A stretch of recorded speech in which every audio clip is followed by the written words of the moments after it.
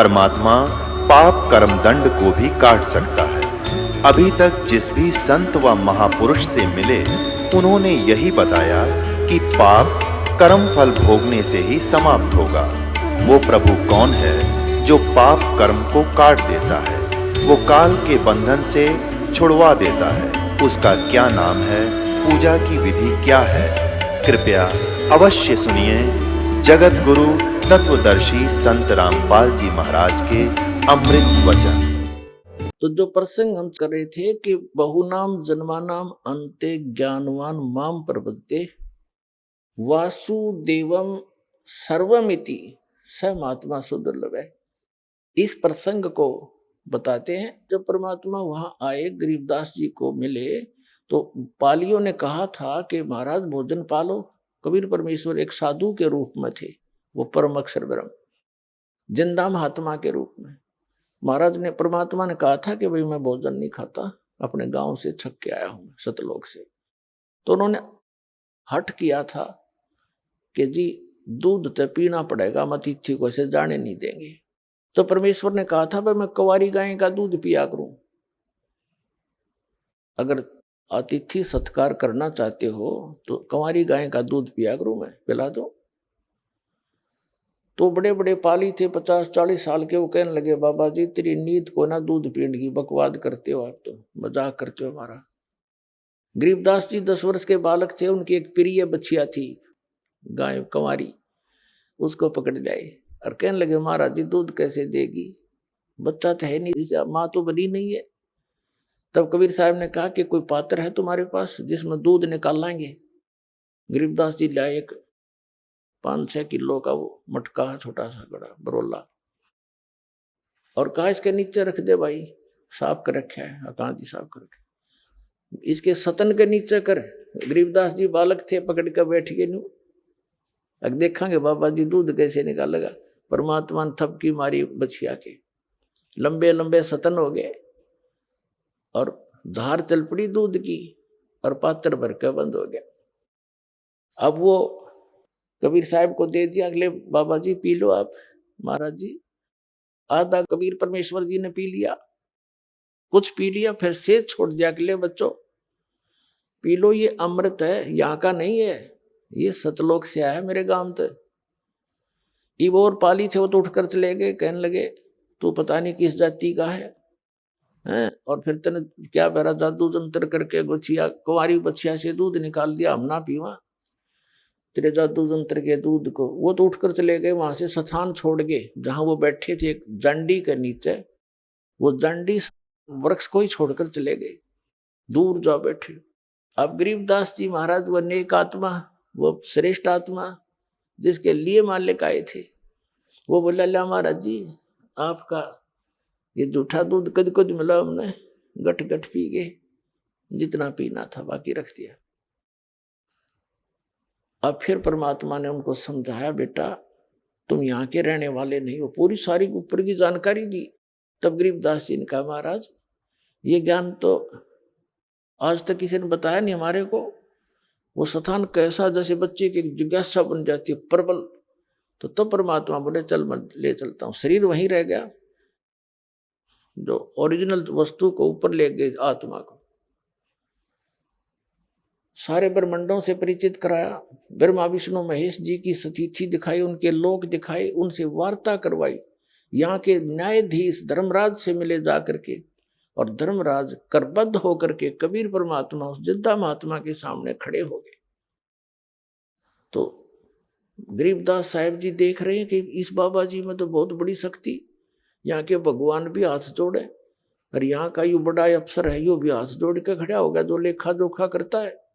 फिर सचखंड लेकर गए परमात्मा, ये काल को दिखाया कि देख बेटा यहाँ खाता है 1 लाख जीवों को भून गए, या तपस्या इसकी, और वो बैठा वो ब्रह्म सरपुरुष काल, जो कहता है मैं कभी किसी के सामने नहीं आता, अपनी योग माया से छुपा रहता हूँ। गीता जी अध्याय नंबर 7 के श्लोक नंबर 24 और 25 में। तब परमात्मा उसके सिर पे पैर रख के उस काल के गरीबदास जी महाराज को ऊपर लेके गए, 11वें द्वार में प्रवेश किया। 11वां द्वार इस अक्षर पुरुष पर ब्रह्म के लोक में प्रवेश करता है। और उसके लोक को पार करके जब 12वां द्वार पार करते हैं तो सतलोक आ जाता है। 12वां द्वार पार करके सतलोक में गरीबदास साहिब जी को परमात्मा लेकर गए। वहां गरीबदास साहिब जी क्या देखते हैं कि वही महात्मा जो नीचे तक गया था उनके साथ है। और ऊपर क्या देखते हैं कि एक बहुत बड़े गुम्बज में बहुत बड़ा मंदिर नुमा एक गुम्बज है, सुंदर सफेद बहुत लंबा चौड़ा। उसके बीच में एक सिंहासन है, सुंदर सिंहासन, रत्न जड़े हैं सफेद सफेद उसके, और उस पर बहुत सुंदर वस्त्र बिछे हैं। वहां उसके ऊपर परमात्मा विराजमान है। शकल दोनों की एक जैसी है, जो नीचे से गई वो भी और वो बैठे वहां पर। जो सिंहासन पर बैठे थे राजा के समान, ऊपर छतर, सिर पे मुकुट, और उनके एक रोमकूप में करोड़ सूर्य मिला दे करोड़ चंद्रमा, ऐसी रोशनी थी। अब नीचे से जो वही परमात्मा गए थे जिंदा महात्मा के रूप में गरीबदास साहिब जी को साथ लेकर के, वहां से उठाकर चंवर अपने ही उस दूसरे रूप पर डबल रोल में चंवर करने लगे। गरीबदास जी ने सोचा कि भगवान तो यूं होगा जो तख्त पर बैठे सिंहासन पर विराजमान है, और बाबा जी इसका कोई नौकर होगा। तो बहुत सुंदर स्थान, यहाँ तो ये शायद कभी देखा ही नहीं हमने। हो यहाँ तो सारे हरे भरे सुंदर सुंदर वृक्ष हैं, बड़े सदाबहार फल लगे हुए हैं, और भगवान बहुत सुंदर हैं। इसके शरीर में कितना प्रकाश निकल रहा है, नर आकार है, मनुष्य सदृश है। तो फिर क्या होता है कि जो सिंहासन पर विराजमान थे वो परमात्मा, अनंत कोट ब्रह्मांड के स्वामी के सिंहासन पर परमात्मा यानी खुद ओवरऑल कंट्रोलर के रूप में, वासुदेव रूप में विराजमान थे। वो खड़े हुए और नीचे से जिस रूप में जिंदा महात्मा के रूप में परमात्मा थे, वो उस सिंहासन पर विराजमान हो गए, सबके कंट्रोलर के उस सिंहासन पर। और वो तेजों में शरीर वाला भगवान खड़ा होकर के चंवर करने लगा। उस सिंहासन पर विराजमान जिंदा महात्मा के ऊपर, जो नीचे से गए थे, वो तो ऊपर से भी गए थे, नीचे नीचे से ऊपर आए थे। तो गरीबदास जी सोच ही रहे थे कि ये क्या भाई, इस बाबा जी पर भगवान नौकर की तरह सेवा कर रहा है। इतने में क्या देखा कि वो तेजों में शरीर और जिंदा महात्मा यानी कबीर परमात्मा के शरीर में समा गए। ओनली अकेले कबीर परमात्मा, वो जिंदा महात्मा वाला रूप ही अनंत कोट ब्रह्मांड के स्वामी के सिंहासन पर विराजमान थे, यानी वही मालिक हैं। वो डबल रोल कर रहे थे। गरीबदास जी चरणों में गिर गए, हे भगवान आप तो भगवान हो, अरे मुझे बका रहे थे, आप बाबा जी नहीं हो, आप परमात्मा हो। इतने में क्या हुआ कि पूरे शरीर का उतना ही नूर हो गया जितना पहले था। जब गरीबदास जी देख रहे हैं चकित हो गए, हे भगवान आप तो बहुत प्रबल शक्ति युक्त हो, मुझे यही रख लो मेरे दाता, वहां ना भेजो गंदे लोक में, वहां तो जन्म और मृत्यु हाहाकार में चाहे हुआ दाता, इतना सुंदर लोक यहाँ का। तब परमात्मा ने कहा बेटा तुम वापस जाओ, जब तुम यहाँ थे आप भक्ति युक्त थे, वहां जाकर आपने अपनी भक्ति नष्ट कर दी, वो सारा खजाना खत्म कर दिया जो यहाँ से लेकर गए थे। तुम गलती से गए थे, यहाँ पर सारी कहानी सृष्टि रचना सुनाई परमात्मा। अब उधर से क्या होता है कि उस देर के बाद 2-3 घंटों के बाद उन दूसरे पालियों ने देखा कि भाई वो गरीबदास बालक कहाँ है, क्योंकि सबकी टर्न आती थी गौओं को घेरने की, क्योंकि किसी की खेती में ना बढ़ जाए खराब कर दे। तो उनकी अपनी अपनी ड्यूटी होती थी, 1 घंटे किसी की, 1 घंटे उसकी, 1 घंटे उसकी। जब गरीबदास जी का नंबर आया, उसकी बारी आई, तब उसकी खोज हुई कि कहाँ हो, बुलाओ उसको, अपनी पारी पर खड़ा होगा। उसको जाकर देखा कि वो तो बैठा है जैसे महात्मा बैठा कर आसन पद्म लगा के। पहले आवाज लगाई, नहीं बोला, फिर पकड़ के हिलाया तो गिर गया। तब उन्होंने देखा है तो मर गया, हाथ पैर फूल गए उनके। इकलौता पुत्र थे गरीबदास जी अपने माता पिता के, और 12 वर्ष विवाह के बाद हुए थे, बड़ी मुश्किल तय। इकलौते पुत्र इतने बड़े जमींदार के, छोटा सा गांव था छुड़ानी, 40 घर होंगे मुश्किल से, परिवार होंगे। तो गांव 1.5 किलोमीटर की दूरी पर वो स्थान था जहां परमात्मा मिले थे गरीबदास जी को। गांव छुड़ानी, जिला झज्जर, हरियाणा में आज भी वो यादगार विद्यमान है। कबलाना गांव से और छुड़ानी गांव को अब तो पक्की सड़क बन गई, पहले कच्चा रास्ता था।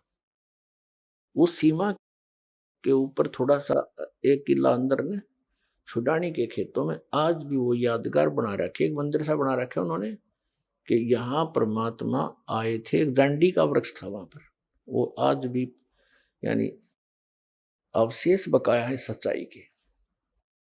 तो गांव में भागे आए, गांव वाले लोग फिर 1.5 किलोमीटर गए, देखा बच्चा मरा पड़ा है, उसकी अर्थ तैयार किया, घर लाए, घर से फिर शमशान घाट पर ले गए, फूकन की तैयारी कर दी, चिता पर रख दिया। तो परमात्मा ने कहा बेटा तुम जा, मैं तेरे साथ रहूंगा और भक्ति करना। इस भक्ति की कमाई तक, भक्ति की शक्ति से तुम पुनर्चार्ज होकर के यहाँ आ सकोगे। और उसके लिए मैं ऐसा मंत्र दूंगा, ऐसा मंत्र दूंगा कि एक बार ऐसी विधि बताऊंगा, पर ये अभी डिस्क्लोज ना करना, तू खुद भक्ति करना। ऐसे एक सतनाम दूंगा 2 अक्षर का, जिसमें एक ओम मंत्र है, एक गुप्त है, ये दास बताएगा केवल उपदेशी को। तो इसकी एक बार की कमाई तय,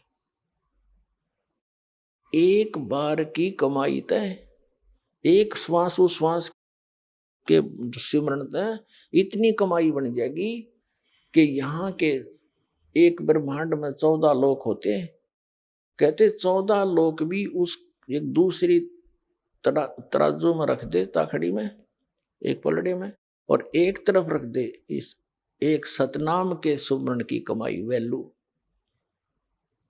और 3 लोक, ये पृथ्वी लोक और तेरा पाताल और स्वर्ग लोक दर्जे पास्यंग, यानी जिसकी कोई खाता ही नहीं किसी, वो तो सौदे में को नहीं, उस साइड में रख दी जाती है पास्यंग। और तो ना तुले तुलाया राम रंग हरी हो। अब गरीबदास जी कहने लगे भगवान जो आपकी आज्ञा, और कहा तुम जाकर समझा जनता को, मेरा गवाह बन बेटा, तेरे भाई बहन वहां कितने कष्ट उठा रहे, सारा जीवन खो देते हैं माया के पीछे, पेट के लिए, जीविका पूरी नहीं होती उनकी। और यदि वो मेरी भक्ति करे तो उनको जीविका भी सुथरी दूं, उनको सुख भी दूं, उनकी आयु भी बढ़ाऊं, काल को निकट नहीं आने दो बेटा, तुम ये सत्कर मान लेना। तो गरीबदास जी तो आंखों देख चुके थे, धर्मराज जैसे खड़े होकर हाथ जोड़े जिस परम पिता के आगे, 3 औरों की औकात उसके सामने क्या बुनियाद। वो पक्के आंखों देखी परमात्मा की महिमा ग्रहण करके और वापस भेज दी वो आत्मा गरीबदास साहिब जी की। जब चिता में अग्नि लगाने की तैयारी थी, इतने में जो बंधन बांध रखे थे अपने आप टूट गए और हलचल हुई शरीर में, एकदम बैठ गए वो 10 वर्ष के बालक। और जिस लोक से आए थे वो यहाँ था ही नहीं, एकदम वो चौर भौर से हो रहे थे कि मैं कहाँ आ गया। और उसके अंतःकरण के अंदर, गरीबदास साहिब जी के अंतःकरण के अंदर परमात्मा ने ये संपूर्ण अध्यात्म ज्ञान भर दिया।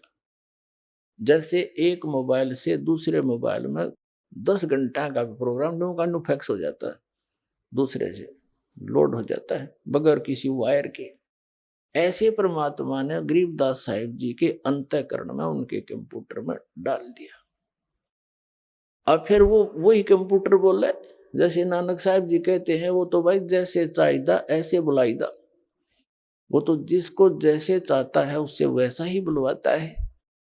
तो उस गरीबदास साहिब जी ने खड़ा होकर के जो परमात्मा से प्राप्त ज्ञान को लोकोक्तियों के माध्यम से, दोहों के माध्यम से बोलना शुरू कर दिया। किसी की नहीं सुने, ना नु बतावे, सीधे शब्दों में कित गया था, लगे बतान। अनंत कोट ब्रह्मांडे का एक रति नहीं भारे, सतगुरु पुरुष कबीर हैं ये कुल के सिरजनहार। इस तरह लागे वाणी बोलने। तो गांव वालों ने सोचा लड़का पागल हो गया, जीवित तो हो गया पर यो मेंटल हो गया। उनको बावलिया कहने लगे, पागल कहने लगे।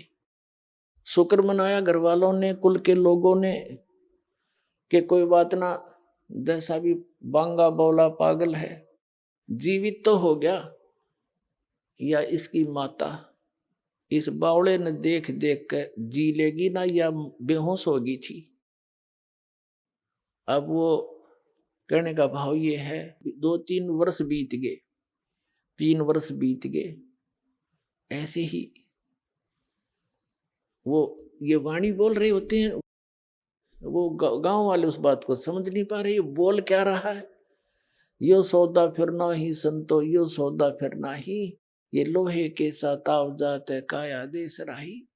3 लोक और 52 चतुर्दश सब जग सौदे आही, दुगने दुगने करे चौगने किन्हों मोल गवाई। बच्चा में बैठ कर लाग जाइए बाणी बोलने, बड़े में खड़ा हो वहां बोलने लग जाइए बाणी। लेकिन सब कहने लगे मेंटल है, इतना बात करो। अरे मेंटल खुद हम, और कह उस भगवान से परिचित आत्मा को मेंटल, हमारी इतनी संकीर्ण बुद्धि है। 3 वर्ष के बाद एक दादू पंथी संत, आदरणीय दादू साहेब जी को भी परम अक्षर ब्रह्म कबीर देव जी, कबीर साहेब, वो धानक कबीर गरीबदास साहेब जी को बताया था परमात्मा ने कि बेटा मैं 120 वर्ष बनारस में रह के आया हूं, 120 वर्ष काशी में, और कबीर मेरा नाम है, और वहां जुलाहे के नाम से प्रसिद्ध था। मैं जुलाहा मेरा कर्म था, और मैं प्रत्येक युग में एक लीला ऐसी ही करता हूं कि अपनी पाने के लिए जो क्रियाक्रम उचित है एक भक्त को, और कैसी उसकी रहनी हो, कैसा उसका विचार हो, और कितनी आवश्यकताएं रखे भगत, वो मैं खुद ही एक उदाहरण दे के आता हूं कि यहाँ घने धन की दौलत की आवश्यकता नहीं। जो भक्ति चाहता है उसने परमात्मा की इच्छा रहनी चाहिए, और जो भगवान से जुड़ गया तो उसको किसी चीज का अभाव रहेगा ही नहीं, समय आने पर सारी पूरी करता है। इसलिए हम भगवान को खोज रहे। कहते हैं कल्पे कारण कौन है, कर सेवा निकाम, और मन इच्छा फल देऊंगा जो पड़े मेरे ते काम। जब भगवान के सत्र का काम होगा बेटा, नहीं होगा मैं खड़ा पाऊंगा। तो इस प्रकार सारी कहानी बताई है।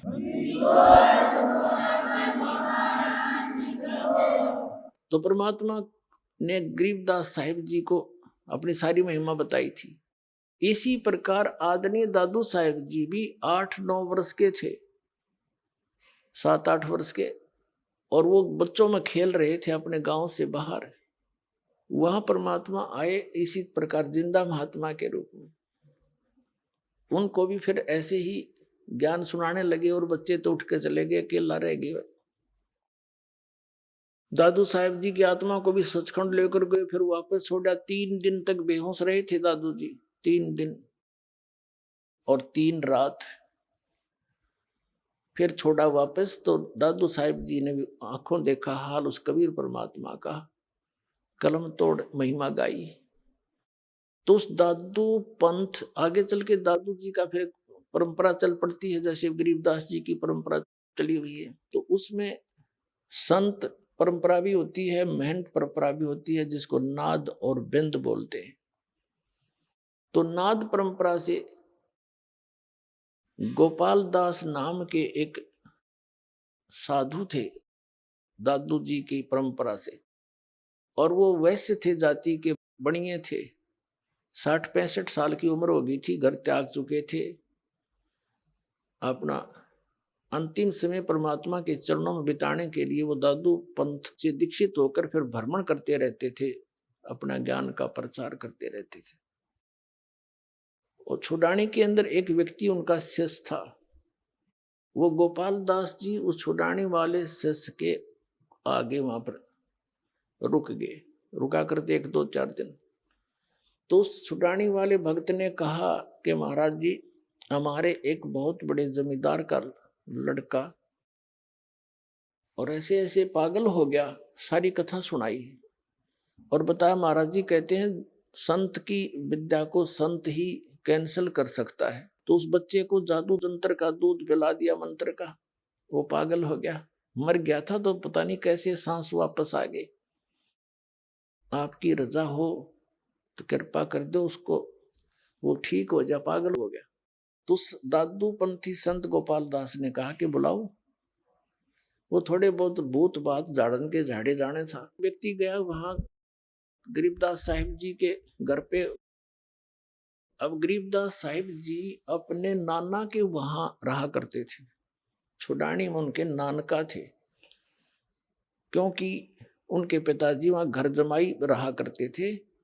गरीबदास साहिब जी का कोई मामा नहीं था, यानी उसकी माँ का कोई भाई नहीं था, जिस कारण से सारी संपत्ति के वारिस उनके पिताजी, पिताजी के बाद वही थे अकेले।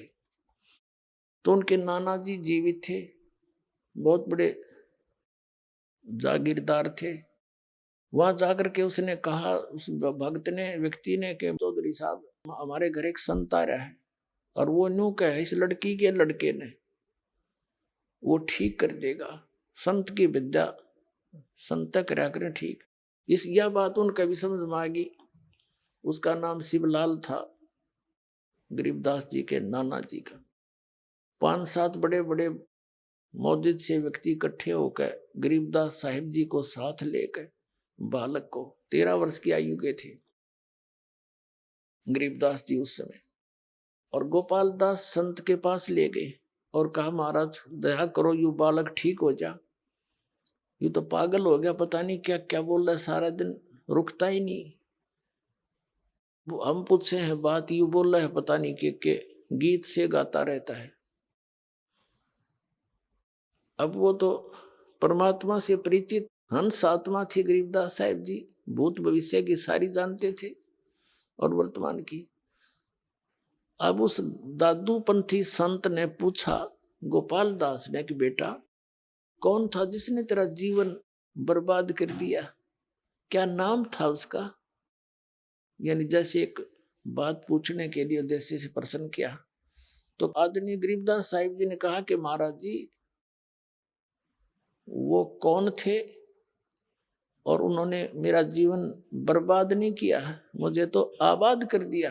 क्या बताया कि अजब नगर में ले गए हमको सतगुरु आने, जल के बिंब अगाध गति हम सूते चादर ताने। अलल पंख अनुराग है सुन मंडल रे थीरे, दास गरीब उधार दिया मोए सतगुरु मिले कबीर। हम सुल्तानी नानक तारे दादू को उपदेश दिया, जात जुलाहा भेद न पाया वो काशी माहे कबीर हुआ। अनंत कोट ब्रह्मांड का एक रति नहीं भारे, ये सतगुरु पुरुष कबीर हैं कुल के सिरजनहारे। वासुदेव ये कबीर साहब है। अब दादू पंछी महात्मा का तो शर घूम गया। गांव वाले थे ना मेंटल बताओ, अरे यू तो भाई परम धनी से मिला हुआ हंस है, ये तो आंखों देखा वर्णन कर रहा है उस परम पिता के, भगवान के दर्शन किए हुए इस महात्मा ने। ऐसे संत के तो चरण छोड़ने चाहिए। वो 13 वर्ष के बालक की तरफ और 65-60 साल का वो वृद्ध महात्मा और हाथ जोड़ करने बोला महाराज चरणों में झुक के यह अमर वाणी लिखवा दो, कलयुग में जीवों के उद्धार के काम आवेगी दाता। तो गरीबदास जी बालक चल पड़े आगे ने। जब वो इस तरह गतिविधि करने लगा वो चल पड़े जैसे बालक लीला करते, चल पड़े, भाग लिए। अब गांव वालों ने सोचा कि बाबा जी भी मेंटल हो गया,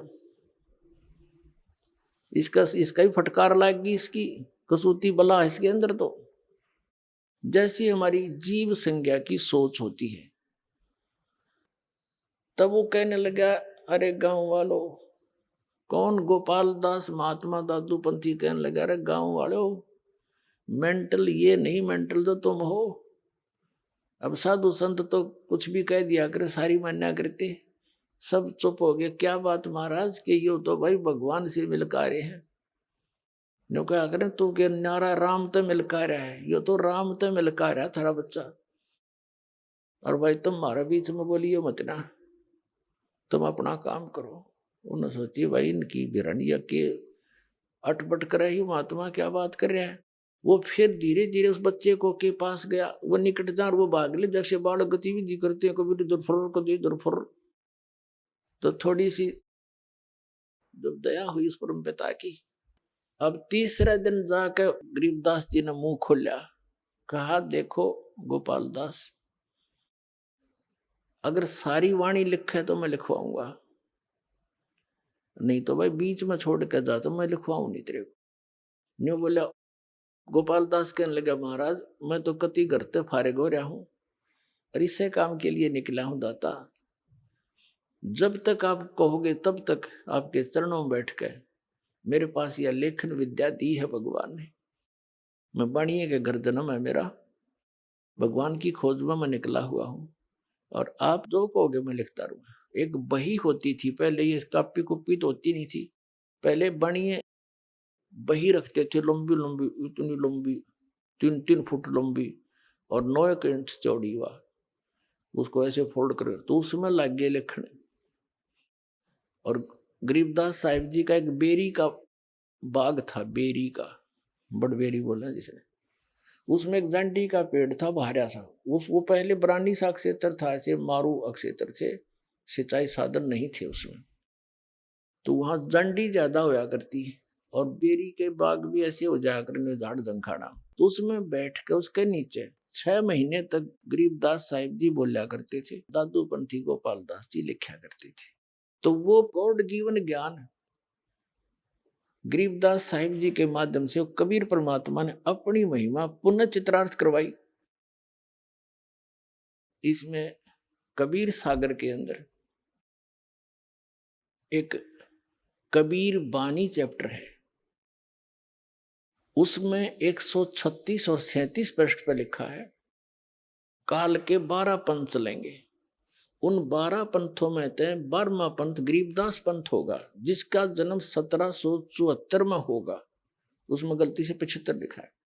तो वो 12वां जो हंस होगा मेरा, ये क्या है कि जैसे ये 12 कबीर पंथ चले हैं, इनके जो प्रथम भगत थे, जैसे श्री चूड़ामणि जी थे, जिसे मुक्तामणि भी कहते हैं, धर्मदास जी के पुत्र थे, जो कबीर साहिब के आशीर्वाद से हुए थे, उससे लेकर गरीबदास तक साहिब जी तक ये 12 पंथ है।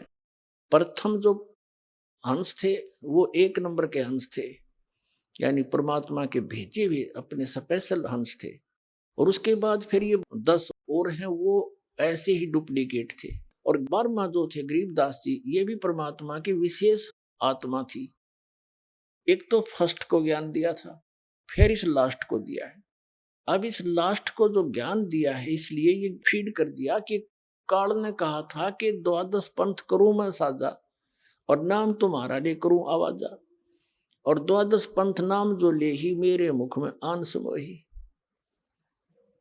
और अनेक पंथ चलाऊं, जैसे राधा स्वामी पंथ, यो धन धन सतगुरु पंथ, जय गुरुदेव पंथ, और ये निरंकारी पंथ, और ये तो है, ये क्या ना बालयोगेश्वर, और ये सतपाल, और आसाराम जी, और ये सुधांशु जी, और ये तो है सिद्ध रामकृष्ण के पुजारी, ये तो अंडरस्टूड है। और ये दो दूसरे पंथ काल के, ये राधा स्वामी, धन सतगुरु, जय गुरुदेव, और ब्योहानी वाला, जनोद वाला, ये सारे अनेक पंथों में से काल न चला रखे, सतलोक और सचखंड के नाम लेकर के, और कख पता नहीं इन्होंने उसके बारे में। तो कहने का भाव ये है, परमात्मा ने कहा था कि धर्मदास बीच में मेरे वाले मार्ग में ये काल के पंथ ही घुसेंगे, काल के दूत, और मेरी महिमा मेरे द्वारा बोलेगी कबीर सागर की, और कबीर वाणी को कुछ ये फेर बदल करेंगे अपनी अनजान बुद्धि के अनुसार। तो यथार्थ ज्ञान को ये खत्म कर देंगे। अपने आत्माओं, जो आरती हम करते हैं कबीर परमात्मा की, ये ना कबीर सागर में, ना कबीर साखियों में, ना कबीर शब्दावली में, और न ही कबीर बीजक में, तो वो अंश निकाल दिया इन्होंने। वो एक बहुत पुराना कबीर सागर, उसके अंदर से ये ली गई थी, आज से 200 वर्ष पहले ये वाणी लिखी, और वो अब है नहीं। तो इन काल के दूतों ने जहां जहां इनके नहीं समझ में आई, उसको कुछ निकाल दिया, कुछ में फेर बदल कर दी, कुछ नो की नो छोड़ दी जो इनका समझ में नहीं आई, तो वह भी बची रहेगी परमात्मा की कृपा से।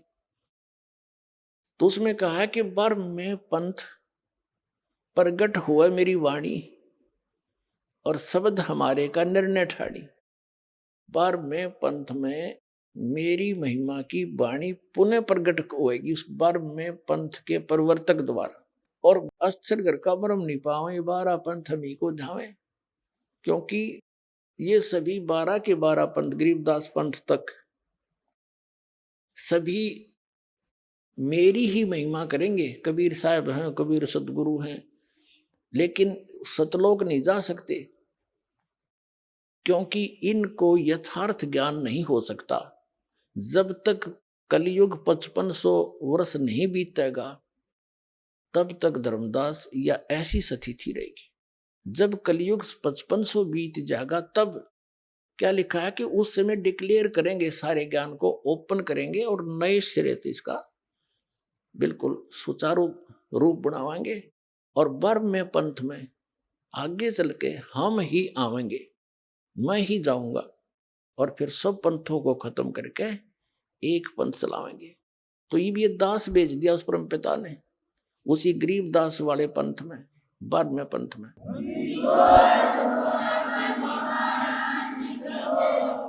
तो गरीबदास जी ने जो ज्ञान दिया उसको गरीबदास पंथी भी नहीं समझ सके। कबीर परमात्मा जी ने जो ज्ञान दिया था कबीर सागर के अंदर कबीर पंथी नहीं समझ सके। कबीर साहब को सतगुरु बताते हैं, एक संत बताते हैं और परमात्मा को भिन्न बताते हैं। इन कख जाना परमात्मा को, ते काल के दूत थे सारे और ये खुद मालिक है।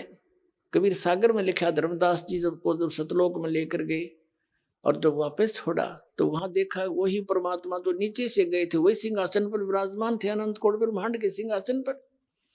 और वहां पर सब बाग बगीचे और भगवान के सिर पर मुकुट था, ऊपर छतर था और सब गाते बजाते गए। सब न गले में सुंदर हीरे मोतियों की माला पहन रखी थी। सब जो वहां भगत पहले मुक्त होकर चले गए या पुराने आदिवासी वहां के हैं तो वहां रह रहे थे, सारी विस्तार बता रखा। अरे ये अज्ञानी कबीरपंथी ने हो गए, वहां चेतन प्रकाश है, बस उसमें बिंदु टाइप आत्मा घूमती है और कुछ नौके उसमें जाकर मिल जाती है, बस चेतन प्रकाश में प्रकाश मिल गया, खत्म। तो इन्हें खाक ज्ञान था। तो परमात्मा ने कहा था बर में पंथ प्रगट हो मम्माणी, और बर में पंथ हम ही चले आवे आगे चल के, उसमें नहीं क्यों 12 पंथ तक कह दिया कि ये तो स्थिर घर का मर्म नहीं पावे और ये 12 पंथ हम ही को जावे। बर में पंथ, फिर आगे जो पंथ चल चुका होगा, जब 5500 वर्ष बीत जाएंगे तब मैं आऊंगा, भेजूंगा अपना हंस, तब ये ज्ञान। तो ये गरीबदास साहिब जी के द्वारा ये अपनी महिमा की वाणी परमात्मा ने फीड की और वो गरीबदास साहिब जी ने लिपिबद्ध की और आज वो हमारे पास उपलब्ध है। एक और बताऊं आपको कथा कि गरीबदास पंथ में दास का अच्छा समय बीता है।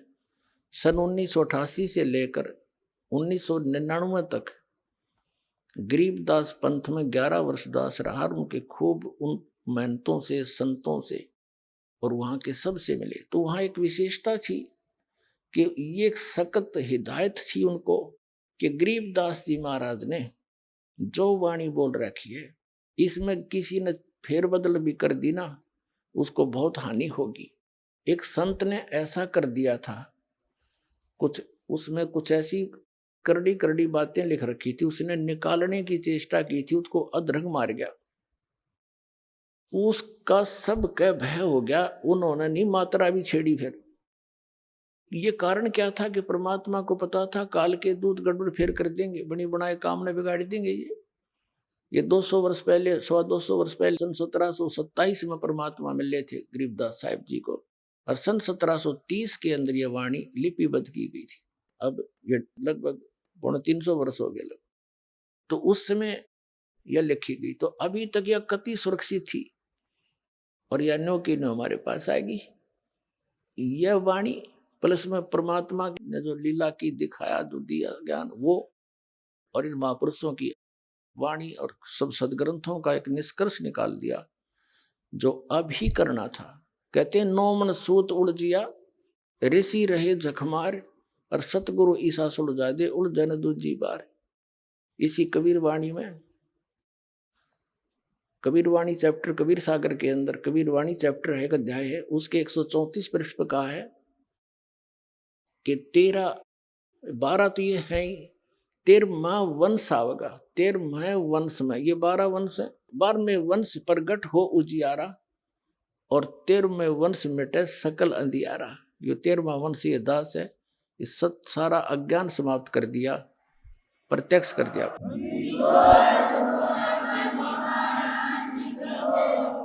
अब क्या हुआ कि वो गरीबदास साहिब जी की वाणी लिपिबद्ध करवा दी। गरीबदास साहिब जी प्रचार भी करा करते थे, लेकिन ये सतनाम नहीं देते थे किसी को। स्ट्रिक्ट ऑर्डर था, सख्त हिदायत थी परमात्मा की कि धर्मदास मेरी लाख दुहाई, ये सार नाम की दबार ना जाए। सतनाम और सार नाम, ये मूल ज्ञान बार जो पढ़ी, ये बिचली पीढ़ी हंस नहीं तरी। आप उस बिचली पीढ़ी के बच्चे हो, हंस हो, अच्छी आत्मा हो, जो आपके लिए खजाना सुरक्षित रखा था। और अब ये बैन उठाना था, दाता ने पहले कह रखा है कि उस समय पूरे विश्व को सतनाम दूंगा, तब तक इस सतनाम ने गुप्त रखना, नहीं तो काल के दूतां का हाथ लग जाएगा और ये नाम यही देने लग जाएंगे। इनके पास वो अधिकार है नहीं, ये नाम देकर भी व्यर्थ कर देंगे जीवन को उन बच्चों का, मेरे आत्माओं का। तो इसलिए कहा था, गरीबदास साहिब जी को भी कहा था कि इसको तुम जाप करना, अपना कल्याण कराओ, लेकिन अभी नहीं बताना, किसी को देना नहीं। गरीबदास साहिब जी को एक परंपरा ये 2 दास तक आई है। गरीबदास साहिब जी ने आदरणीय शीतलदास साहिब जी, जो गरीबदास जी के तुरंत नाद के शिष्य बने थे वचन के, उनको दिया था और उसको कहा था ये गुप्त रखना, ओनली और समय आने पर हिदायत दी जाएगी तुम्हें, उसको देना। तो ऐसे चलते चलते ये इस दास के पास आया था। मेरे गुरुदेव ने इस दास के अतिरिक्त ये किसी को सार नाम की छीट भी नहीं लगने दी। तो सत्कर मानना।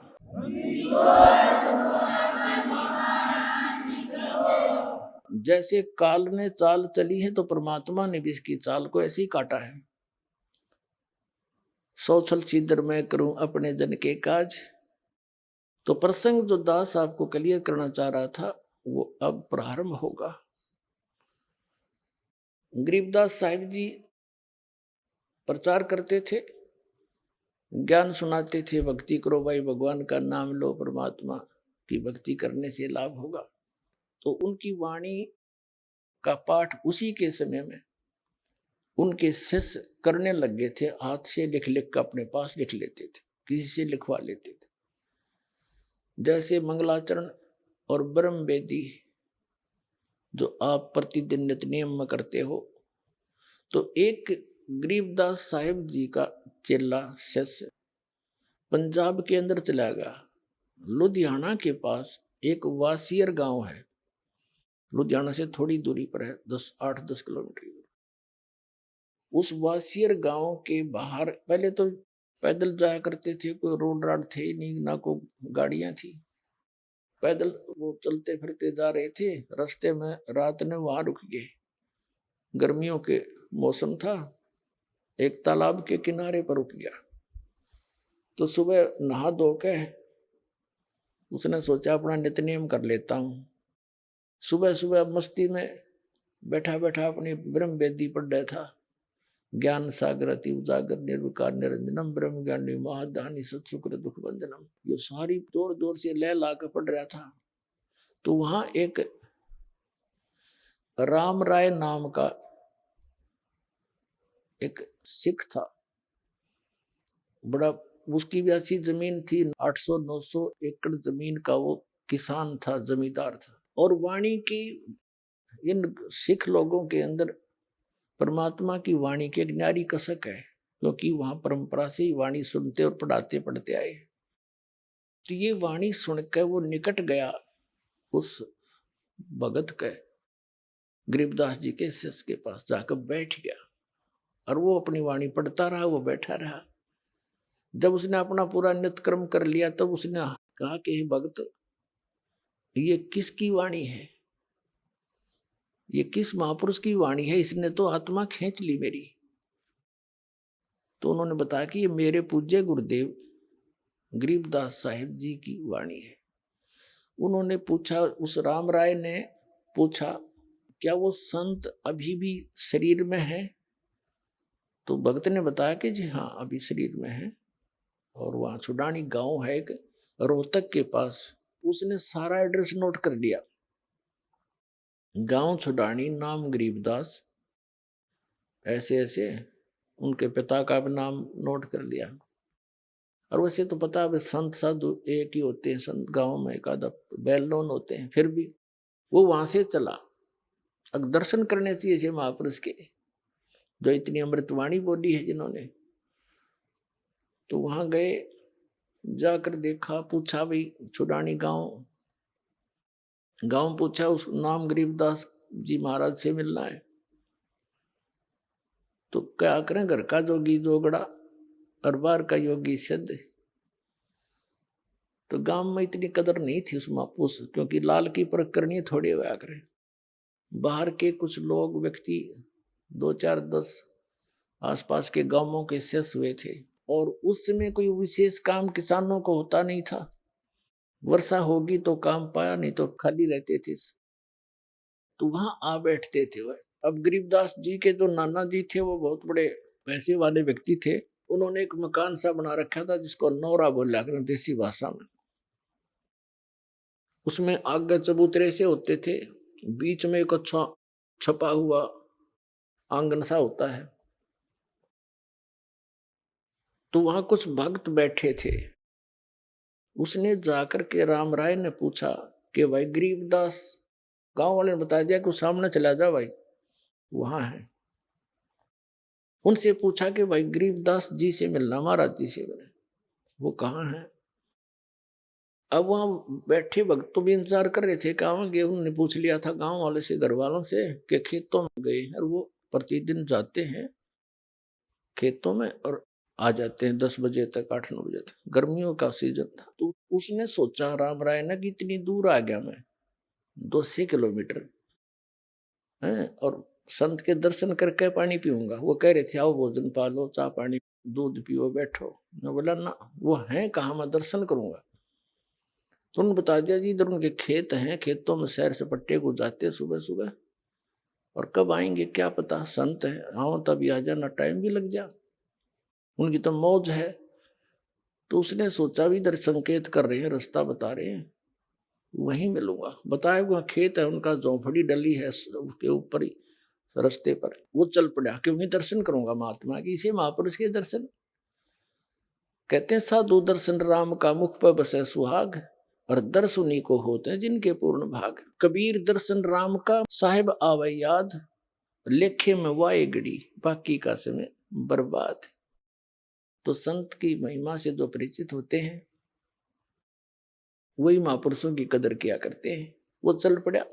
उधर से गरीबदास जी किसान थे, खेतों में सैर सपट्टे को घूमने जाते थे, और पशुओं के लिए चारा काट के और ज्वार वगैरह अपने सिर पर ऐसे रख के लाते थे। बरोटा कहते हैं हमारी तरफ। वो चारे का बंडल सा ज्वार का सिर पहले आने लग रहे बरोटा। और वहां की वेशभूषा धोती कुर्ता जो उसमें होती थी, किसान हरियाणा की वेशभूषा, उसमें रहते थे। किसान थे, बाल बच्चेदार थे। तो उस राम राय ने सोचा इस किसान से पूछ लूं महाराज जी के बारे में। उसने कहा भाई डटिए, रुकना। गरीबदास जी खड़े हो गए कि मैंने महाराज जी से मिलना, गरीबदास जी से। उनका यहाँ खेत कांसी है, मैं बहुत दूर से आया हूं पंजाब से, उनसे मिलना बहुत जरूरी है मैंने। अब गरीबदास जी तो अंतर्यामी थे। उन्होंने सोचा यदि मैं यूं कहूंगा इसने कि मैं हूं भाई गरीबदास, बोल क्या कहेगा, क्या बात है। तो ये यहीं से वापस हो लेगा, मेरी एक नहीं सुनेगा। क्योंकि उस भक्त ने, राम राय सिख ने, अपने मन का एक काल्पनिक संत सोच रखा था कि सिर पर जटा होंगी बड़ी बड़ी, दाढ़ी बड़ी होगी, या तो लाल कपड़े होंगे, ना कती नहीं होंगे, एक लंगोट होगा, हाथ में चमटा होगा। वो ऐसी दृष्टि, ऐसी वेशभूषा वाले को संत मानकर खोज करने निकला था। गरीबदास जी कहने लगे, आजा मेरे साथ, मैं मिलाऊंगा आपको गरीबदास जी से। आजा मैं मिलाऊंगा महाराज जी से तेरे को, मेरे साथ आ जाओ। अब वो साथ साथ हो लिया कि इधर उधर हो गया, कोई खेत में ले चलता होगा मुझे। वो घर आ गए। घर आए तो जो उनके शेष बाहर के आए हुए थे गरीबदास जी के, वो खड़े हुए, दौड़े गए।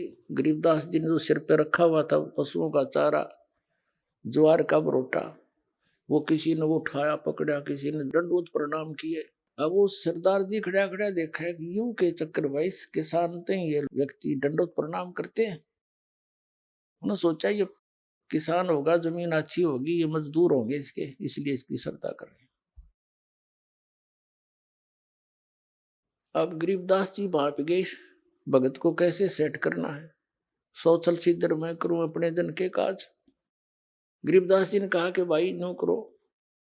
3-4 भगत थे, किसी को कह दिया बैलों को पानी पिला लो, किसी को कह दिया ऊपर ले दूसरे स्थान पर दूसरे घेर में पशुओं का चारा भेदो भाई तुम। एक से कहा नहाऊंगा भाई, मेरी बाल्टी रख दे पानी की लाकर पाटड़े के पास। ऐसे देसी व्यवस्था से नहाते थे गांव में। तो उन्होंने सब अपना काम कर दिया, उनको इधर उधर भेज दिया। वो दोनों रह गए, आदरणीय गरीबदास साहिब जी और जिज्ञासु राम राय दास जी सरदार जी। वो क्या सोच रहा था कि मैं अच्छा मूर्ख भाई, देख 250 किलोमीटर आ गया, अरे यू संत बताओ। उनसे पूछा भाई यू कौन है, उन्होंने कहा ये तो है गरीबदास जी। वो उनके चेले चाले थे, फिर वो चले गए। उसके मन में उथल पुथल होगी कि देख कितना मूर्ख मैं, ना कोई पूरा जानकारी ली है। ये तो मेरे जैसा किसान जमींदार ये है, और किताब देख खोदा पहाड़ निकली चुईया, वह भी मरी हुई। अपनी सोच से वो ऐसा सोच रहा था कि मैं तो गलत आ गया, ये महात्मा है, ये तो किसान आदमी है कि। अब गरीबदास जी जान रहे थे भगत का के समस्या आ गई है, उसको सेट भी करनी थी। उनको कहा कि बैठ जाओ भगत जी, सामने चारपाई पर संकेत कर दिया, वो बैठ गया। बैठे ही और कि अगर भूखा मेरा रोटी तो खाऊंगा, और नहीं तो ये सोच कर बैठ गया, फिर चलेंगे। बात तो बिगड़े गई। अब वो नहा रहे थे, गरीबदास जी स्नान करके, और धोती, पहले एक धोती होती थी, अब भी है गाँव में, जैसे भगत यहाँ बांधते हैं धोती हमारे हरियाणा के, उसको धोती बोलते हैं। और उसी का एक हिस्सा होता है जिसको एज ए बेल्ट बांध लेते हैं, उसी के हिस्से को जुड़े जुड़ाए को ऐसे गोड़ गोड़ करके ऊपर का बांध लेते हैं। उसने अड़बंद बोल रहे, हड़बंद। गरीबदास जी जब नहा लिए, धोती लपेट ली, और वो धोती का शेष हिस्सा एज ए बेल्ट बांधना होता है, उससे कहने लगा कि भाई राम राय ये झुमकरा। अब उसने गांव में भी झुमकरा कहा करते, किसको, उस राम राय को, क्योंकि वो ज्यादा संकी टाइप आदमी था। गांव में भी उसका नाम झुमकरा काट रखा था। और यहाँ भी वो अविश्वास सा करके उथल पुथल हो रहा था, झूम रहा था उसके दिमाग। और उसने गांव में भी झुमकरा कहा करते, और गरीबदास ने भी उसका नाम झुमकरा से पर संबोधित कर दिया।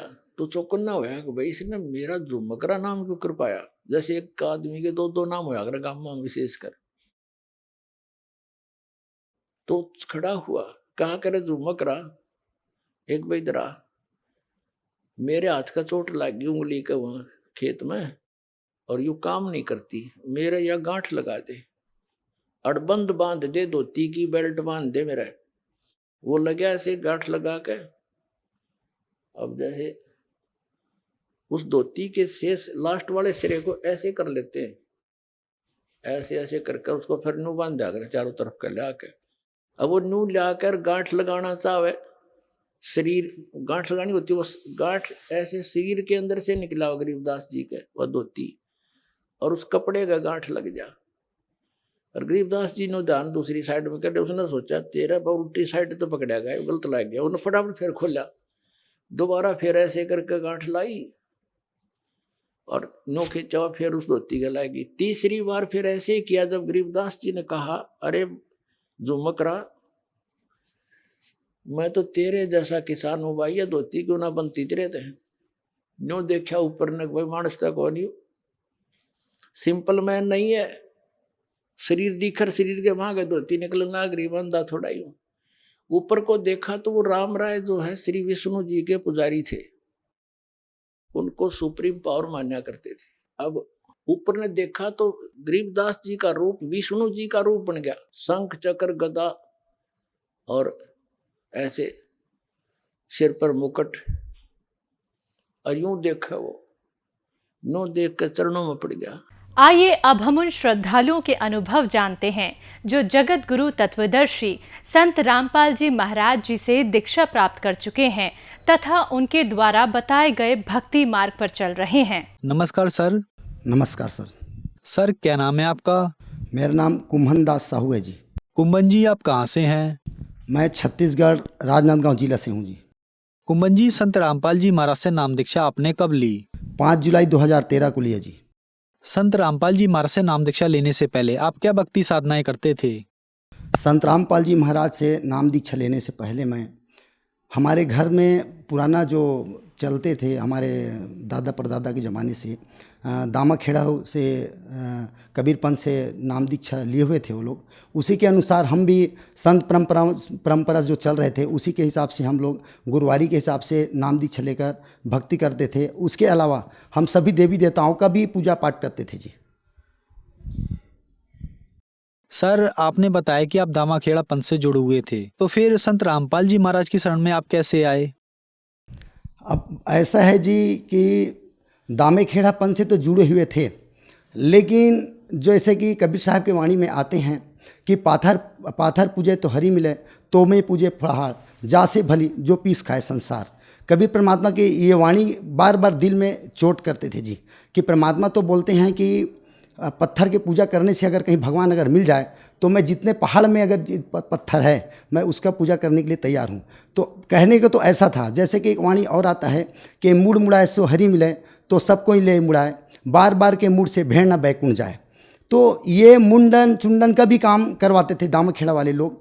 तो ये सब चीज़ हमको जमा नहीं, और उसके जो भक्ति हम करते थे तो हमको लाभ तो मिलता ही नहीं था, उसके बजाय उल्टा हम लोगों को और नुकसान उठाना पड़ते थे।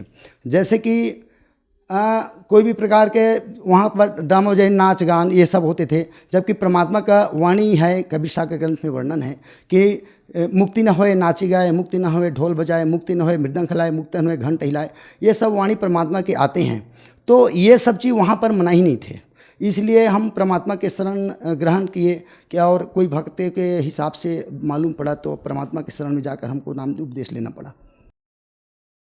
सर आपके कहने का मतलब है कि आपने दामाखेड़ा पंथ को इसलिए छोड़ा क्योंकि वो कबीर साहब जी को मानते तो हैं लेकिन कबीर साहब जी की वाणियों के विरुद्ध चलते हैं, इसलिए आप संत रामपाल जी महाराज की शरण में आए। तो सर संत रामपाल जी महाराज की शरण में आने के बाद क्या आपको लाभ भी मिले? ऐसा है कि संत रामपाल जी महाराज जी के शरण में आने के बाद हमको तो लाभ तो अनेकों मिले हैं, लेकिन हम कुछ लाभ आपको बताते हैं।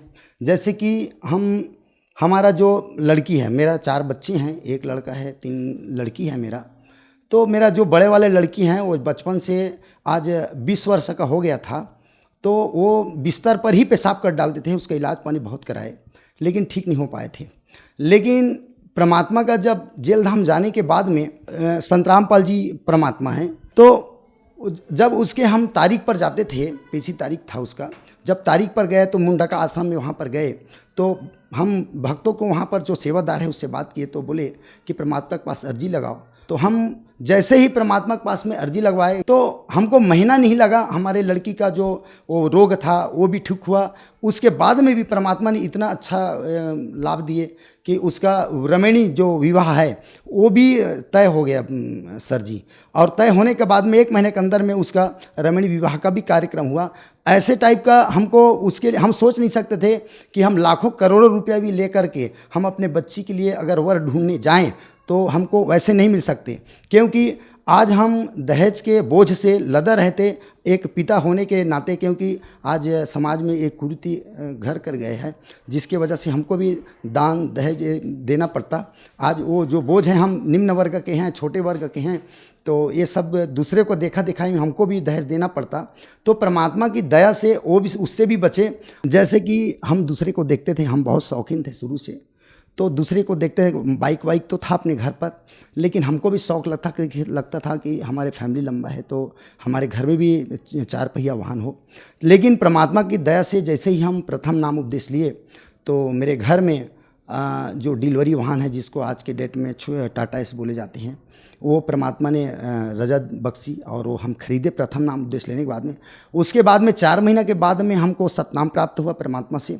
सतनाम प्राप्त होने के बाद में हम दूसरा 4 पहिया वाहन खरीदे, जिसको हम स्कूल में लगाए भाड़े पर बच्चों को ले जाने के लिए। उसके बाद में परमात्मा ने दनादन इतना ही रजा किए कि हम फिर से 4 पहिया वाहन खरीदे। उसके बाद में फिर एक 4 तो हमारे पास 4 पहिया वाहन है। और उसके बाद में अभी वर्तमान का एक घटना बताता हूँ। मैं अभी मई जो 2021 में जो घटना घटे हैं, उसमें मेरे घर पर मैं रूम में प्लास्टर करवा रहा था।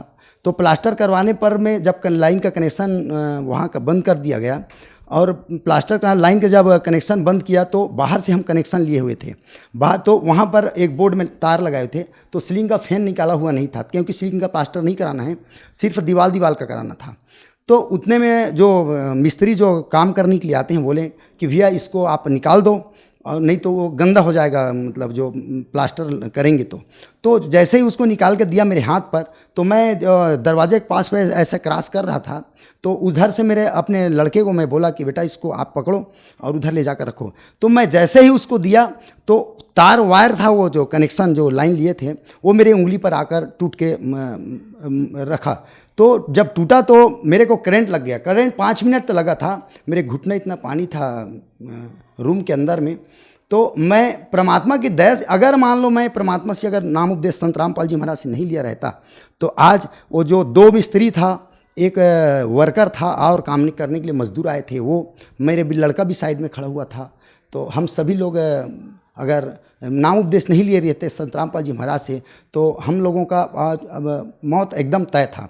तो ये बहुत बड़ी चमत्कार हुई हमारे साथ में। सर, क्या आप नशा भी करते थे? जी सर जी, मैं तो नशा के मामले में तो बहुत ज़्यादा ही ये था, शराब भी पीता था, और हमारे छत्तीसगढ़ प्रचलन है जो जिसको गुड़ाखू कहते हैं, उसका भी मैं सेवन करता था, गांजा के भी मैं सेवन करता था। बाहर कुछ दिन मैं काम किया हूँ, वहाँ पर जो चरस वगैरह बोलते हैं उसका भी मैं सेवन किया था। तो मैं नशा करके अगर जब घर में आता था तो उनमें घर मेरे परिवार भी बच्चे लोग सब डर के समय रह जाते थे। जब मैं परमात्मा से नाम उपदेश लेकर आया और कम से कम मैं 1 महीना तक के ना एकदम सुन रह करके जब भक्ति किया, तो वो लोगों का उमंग और खुशी का वो ठिकाना नहीं था, उसके बारे में मैं बयान नहीं कर सकता। तो मैं भी बहुत नशा पानी करके बहुत बड़ी दुराचारी था। मैं कहा जाए मैं एक राक्षस था, जिसे परमात्मा के शरण जाने से एक मानव बनाया परमात्मा ने मुझे, संत रामपाल जी महाराज ने। सर, संत रामपाल जी महाराज से नाम दीक्षा लेने के बाद आपको बहुत सारे लाभ मिले, जैसे कि आपने बताया कि पहले आपकी आर्थिक स्थिति बहुत ज्यादा खराब थी, और संत रामपाल जी महाराज से नाम दीक्षा लेने के बाद आज आपके पास 4 गाड़ियां हैं, और भी बहुत सारे लाभ मिले आपको संत रामपाल जी महाराज से नाम दीक्षा लेने के बाद। तो जो दर्शक आज आपको देख रहे हैं और वो भी संत रामपाल जी महाराज से नाम दीक्षा लेना चाहते हैं, तो कैसे ले सकते हैं? संत रामपाल जी महाराज जी से अगर नाम दीक्षा लेना चाहेंगे तो अनेकों संत रामपाल जी महाराज का सत्संग चलता है, उसके नीचे में पीली पट्टी चलती है, उसमें कॉन्टैक्ट नंबर दिया रहता है। उस कॉन्टैक्ट नंबर पर कॉन्टैक्ट करके और नाम उपदेश लेकर के अपना कल्याण करा सकते हैं जी। धन्यवाद सर। साहब जी।